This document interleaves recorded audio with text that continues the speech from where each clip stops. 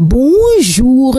Plusieurs sujets intéressent les journaux parus ce lundi 21 août 2017. Réumi Quotidien se penche sur l'affaire Assane Diouf et informe qu'il est traqué par le Sénégal et la police américaine. Mais pour le journal du groupe Promo Consulting, la demande d'asile politique pourrait sauver Assane Diouf. Ce journal est à voir en mode électronique dans Réumi.com. Dans Vox Populi, l'on estime que c'est le retour de flamme pour Assane Diouf. Ce journal informe que l'insulteur sur les réseaux sociaux est arrêté aux États-Unis et il s'est brûlé les ailes selon ce quotidien qui note qu'arrêté par le FBI, il est remis au service de l'immigration. Si on en croit toujours Vox Populi, l'ennemi public numéro 1 en situation irrégulière risque aussi l'expulsion des États-Unis. Et le ministre de la Justice l'attend de pied ferme au Sénégal, fait savoir ce journal. Le journal LAS estime qu'Abdoulaye Daouda Diallo s'est payé la tête de Assane Diouf, accusé d'apologie du terrorisme sur les réseaux sociaux. Les magistrats se sont payés la tête de Magatte Diop, semble dire Direct Info, qui nous apprend qu'il a perdu son fauteuil de président de l'UMS au profit de Souleymane Teliko, qui a été élu président à l'issue de l'Assemblée générale de samedi dernier. Les magistrats choisissent l'indépendance, barre à une ce journal. Macky perd ses pions dans la magistrature,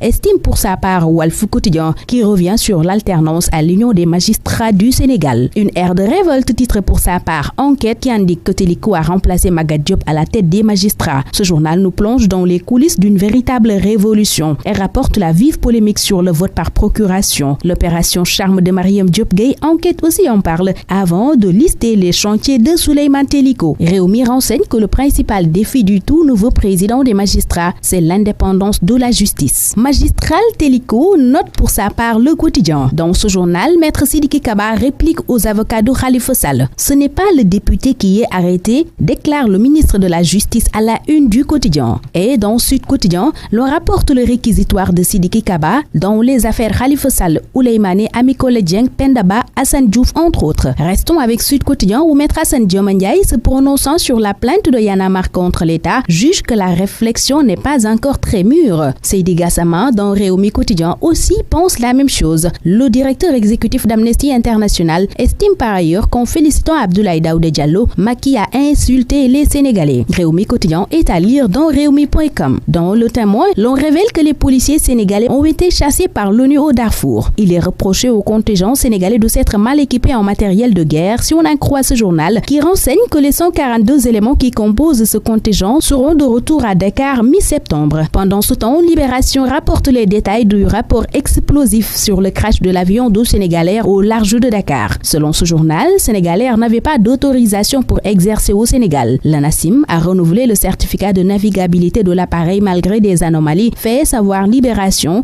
qui révèle aussi que la licence du copilote algérien a été validée alors que le dossier était incomplet. Et 2 mois avant le drame, l'aéronef avait fait un accident après un premier couac. La SECNA demande une inspection de l'ANACIM qui ferme les yeux. Informe toujours ce quotidien. Le quotidien du groupe Futur Média révèle pour sa part que l'équipage est mort 45 secondes après le crash. Ils sont morts d'anoxémie selon l'Obs, qui note que le cockpit de l'avion a été décapité en plein vol. L'Obs nous conduit aussi dans la tanière des lions ravagée par la diarrhée. Elles compétissent au Mali dans le cadre de l'Afrobasket et le menu de subsistance est composé de tchakri et de biscuits, fait savoir ce quotidien. Le quotidien des arènes sénégalaises rapporte les propos de Modlo qui met en garde le puncher que l'ACDO travaille plus et parle moins, déclare le lutteur parcellois. Bonne lecture à tous.